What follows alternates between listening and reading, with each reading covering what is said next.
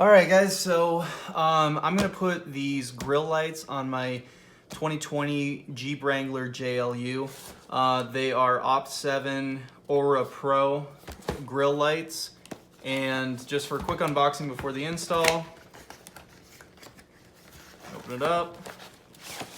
Comes with two separate boxes and some pamphlets and information. Looks like this one is just a 5% off code for your next purchase, which is nice if you're planning on adding, any other interior or exterior lights through OPT7, which is cool because they will then all sync up. And this is just informing you about the Aura Bluetooth app. A little code scanner right there. And then this is just support us, leave a review. We need support, installation manuals, so on and so forth from their website. So to get into it, the two boxes that this grill kit comes with. First one looks like all the wiring. You have an adhesive booster. This is your fuse box taps in the three different sizes. Comes with the unit that you can access through Bluetooth that I will be plugging into near my battery under the engine hood, so we'll see if that even works with the music. This looks like just another form of wiring. I also wanted to say that I am, not the most familiar with all the different types of wiring. I am not an expert by any means, so we'll see how this works out. This is DIY all the way. If you have no experience with wiring, then if I succeed, then you can too. Another form of powering is if you're going to go all the way through the cabin into the interior and put it in your cigarette lighter. Looks like just more wiring harnesses, probably to connect between the LED lights. And then you have your 1, 2, 3, 4. I bought the 12-inch instead of the 24-inch kit. And that's them. That's the adhesive on the back. Let's see for the other box. More wires. All right. So this looks like 10 feet of cable probably, or whatever it said online. Just if you're gonna have some distance between the LEDs. 4 of those. Some Velcro adhesives.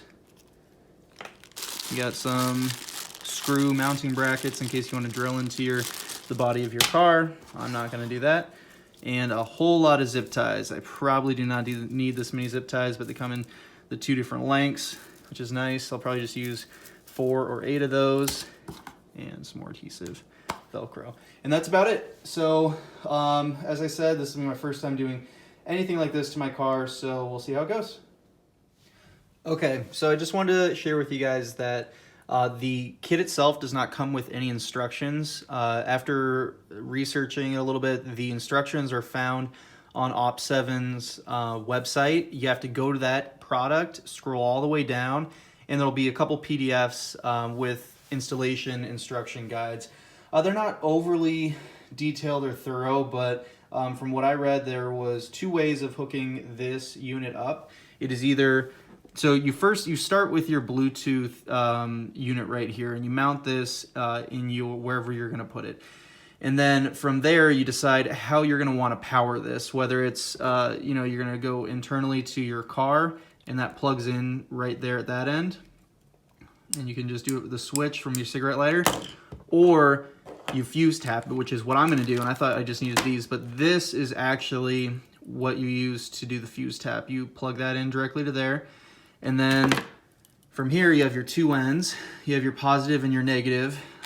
This positive end goes to one of the fuse taps, and you crimp it. This end goes to the ground, which is just any nut that's connected to or bolt that's connected to the body or frame of your car. And that's about it for the fuse tab portion. What you'll see me doing is I'm only going to use 2 of these right now to go across the interior of the grill. Haven't decided how I'm going to affix those to the grill yet. I'll probably use the adhesive and the zip ties that are included. these are here, these two Y splitters are for the ends of the Bluetooth unit, so that way you can hook up all 4 of the extension cables here from the LEDs to this Bluetooth unit. Since I'm only going to use 2 LEDs, I'm not going to use any of these, and I'll just hook them up directly from the extension cables straight here to that. So it'll hook up one LED through the extension cable to this end, and then likewise for the other one. So I'll show you how that works out, but before all that, I'm going to get to testing this unit to make sure all the LEDs work in case I need to return it. One other last little thing real quick, the Bluetooth unit comes with this, what is called the auxiliary cable on the unit, and I wasn't really too sure what this was and how to hook it up, where to hook it up. So on the installation guide, it said this is the auxiliary for your door/dome lights, so that way when you enter your car, the dome light or door lights that come on will be in sync with this, and you can do a setting for that. Since I don't know where my door light or dome light fuse is or where that wiring is, I'm just gonna try to just neatly, pack this away and not use it, just to see if I can get everything else working before I can start flirting with this. All right, guys, we're gonna get started on this install. My car's a little wet because it's upstate New York and it's January and it's still raining. So we'll pop the hood and get going.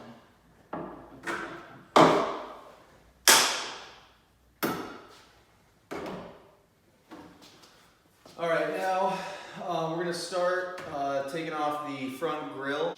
So as you see in a lot of videos, take a screwdriver and there's those 6 little plastic bolts holding everything together. Pop the top one off first of all of them, and then go back through and pop the rest of them off.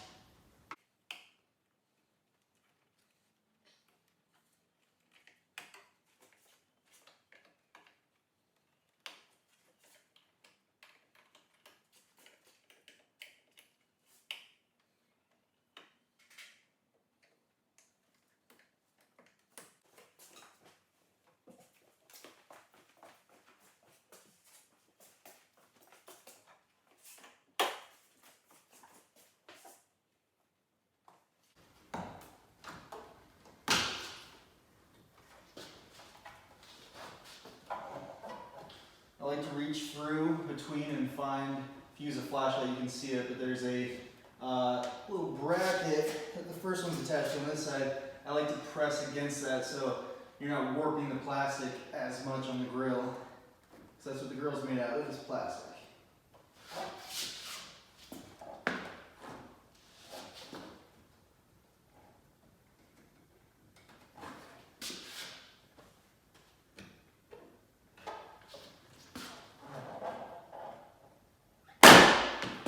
Go.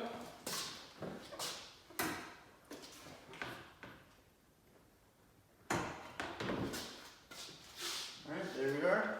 And just so you guys can see it, this was the first one that I was feeding my hand through trying to push off first, and then really the rest of these come off pretty easily.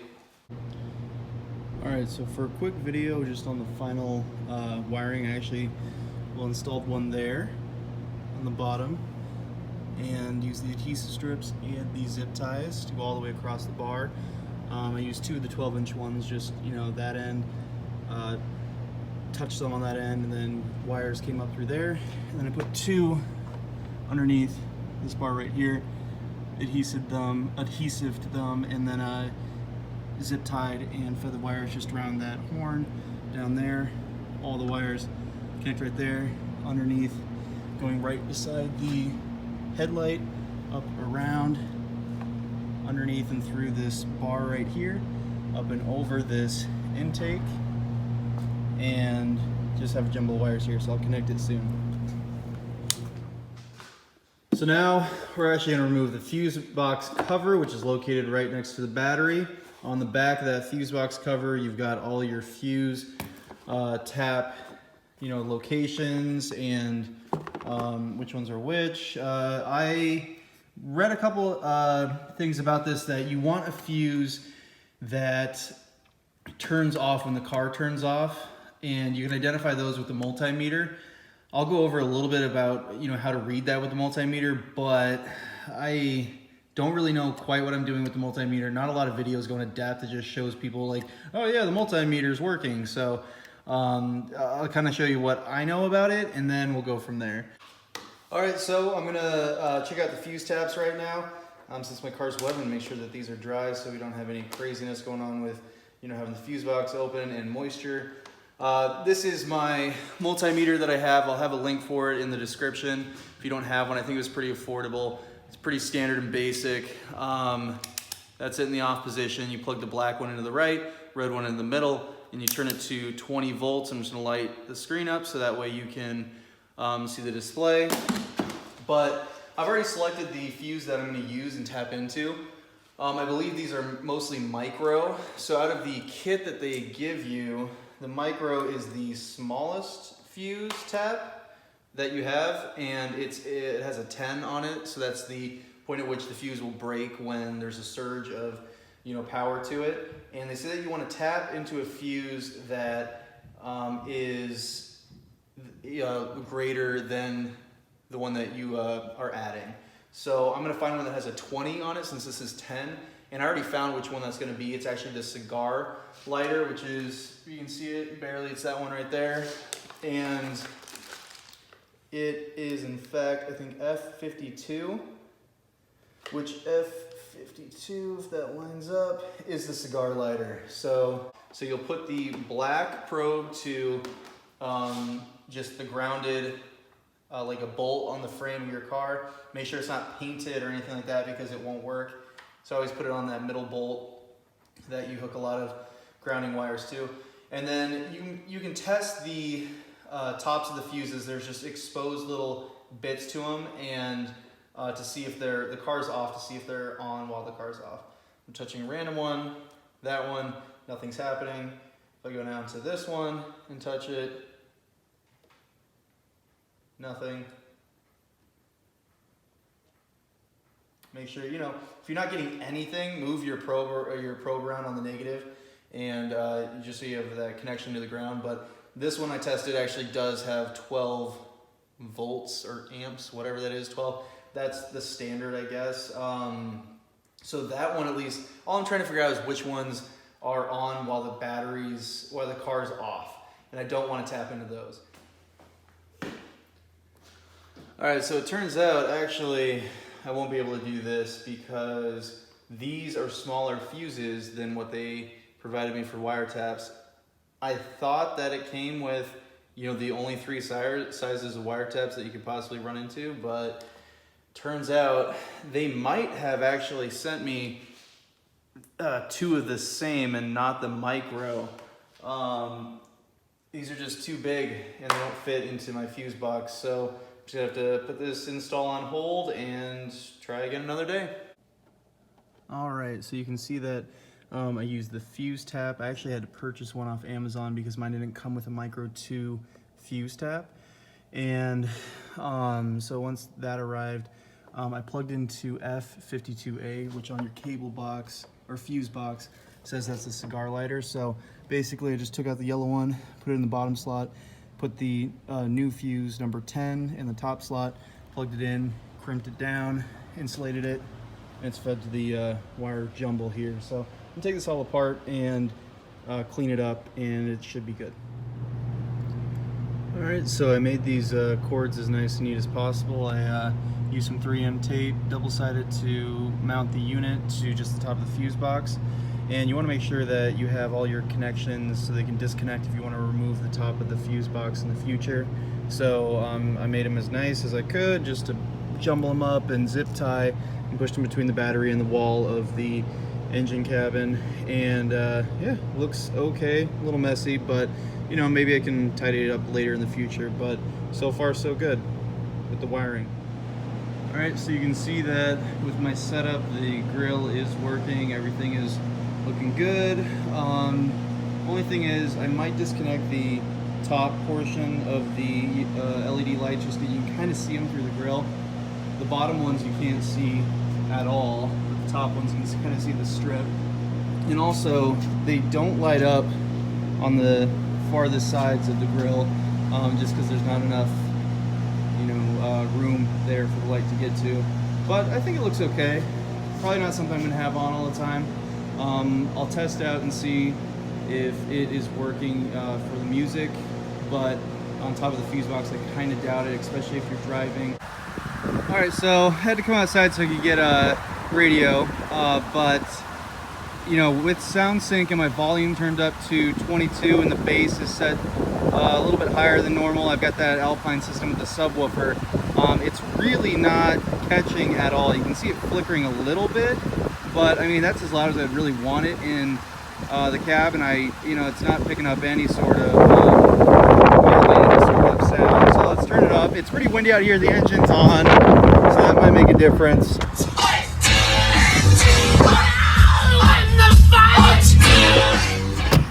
Now it's turned up to 36.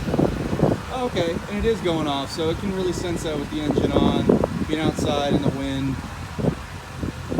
But you can see it kind of flickers like that, and it's not like, long pronounced,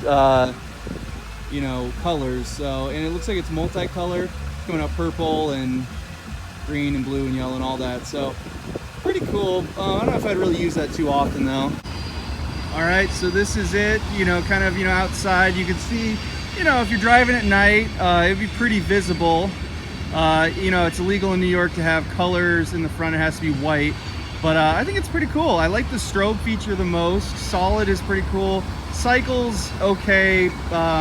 Strobe is a little too fast.